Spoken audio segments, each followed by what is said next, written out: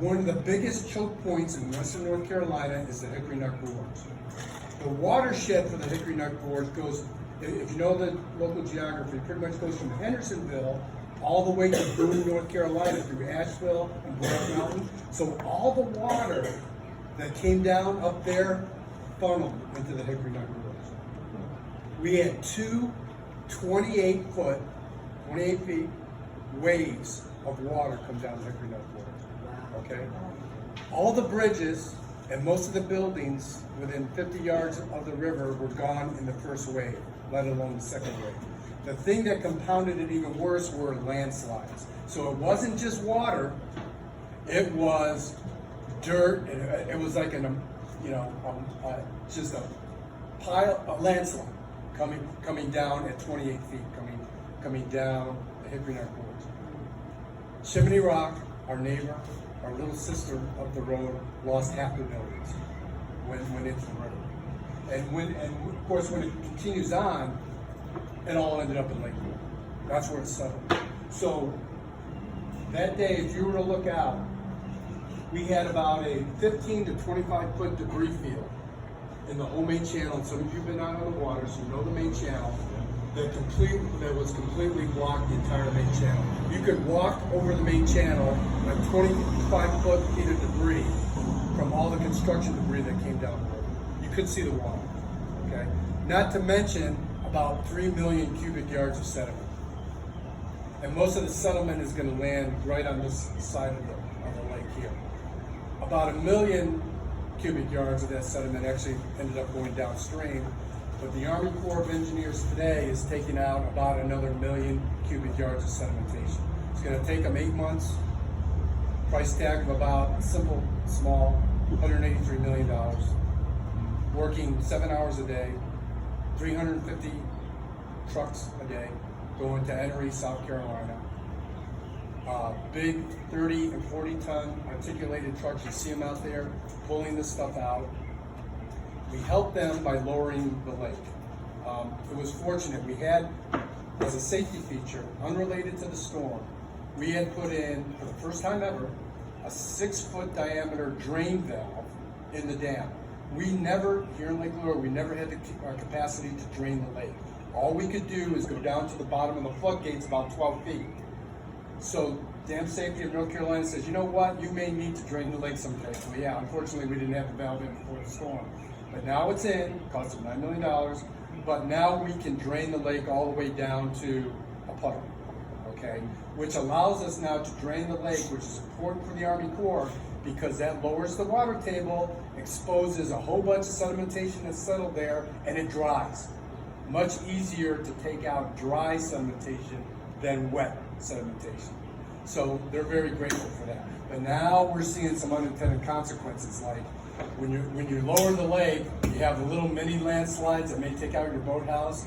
You have wells that go dry. So this is a constant battle every day, just taking down the lake down 30 feet. But the good news is, Army Corps of Engineers, our heroes, they're going to clean up this side of the lake and make it so that we can bring our beautiful, nostalgic boats back to the marina. They're eventually going to come in here and clean out the marina too. Get your docks. I told you, I promise. It's coming. Right around the corner. And we'll get it back again. But if you were to drive up Hickory Neck Gorge today, it's like a glacier came through. You know, you've been up there before. It's green, beautiful parking areas and stuff. You go up there now, the river, the Rocky Broad River, is about 4 times wider with no soil. All the rocks are polished. Big rocks were made into little rocks. It looks like a glacier just came through. We're back to the Ice Age in Hickory Neck Gorge. And unfortunately, a lot of people lost their homes or got isolated from their homes. And the thing and I went to Washington twice, went to the Oval Office, talked to the president, with the governor of North Carolina. He loves us out here because, first of all, it's beautiful, but we immediately jumped into action. He loved that, both Governor Cooper, now Governor Stein, North Carolina. And so they love to call on us for delegations to go to DC to explain the story. So I've done that twice.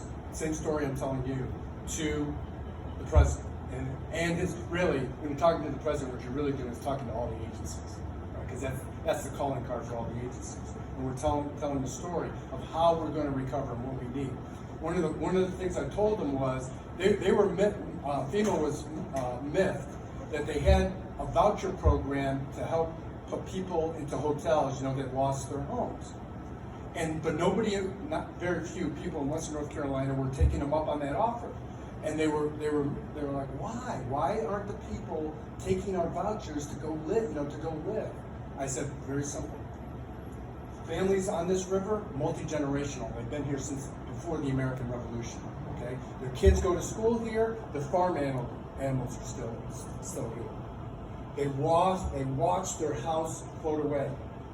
Very skeptical of government. They're not going to leave the property. Okay, they're going to stay right where they are. They'll pitch a tent before they travel into, up north or into Tennessee, and they're taking care of each other. Okay, so the DNA here is not to leave. The DNA is to stay put. And as I mentioned, a lot of people can't build. Why? The land doesn't exist by the river anymore. It's gone. You cannot build a house on a rock. Okay, so now what we're trying to do in Hickory Neck Gorge is a substitution program, which is, okay, we have some town land, let's trade. Okay, we'll do something by the river or river walk or whatever for ages, belongs to the town. We'll give you land, you're going to have to move up a little bit, up out of the gorge. That is a partnership between the community and government here in Lake Lure that we are so proud of. And it helped in spades. Right after the storm, some other things worth mentioning. We had active duty and guard elements of the Army, like the 101st Airborne and the 82nd Airborne, that were here within days, well before FEMA. FEMA didn't even get here for a month, okay? But we had Humvees flying American flags in the street, digging out people's homes, trying to get water going, clearing debris for access so we could get to a store, if you could find one that's open, so that we could continue to live here.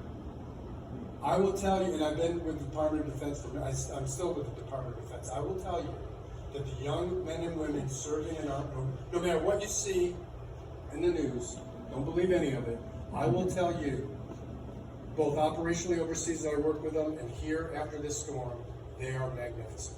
They are better than I've ever seen, and I've been with the Department of Defense for about 40 years. Okay? They are absolutely superb, and they were here, Johnny on the spot. It's really easy to work with them because you feed them and they'll do anything. Absolutely. And so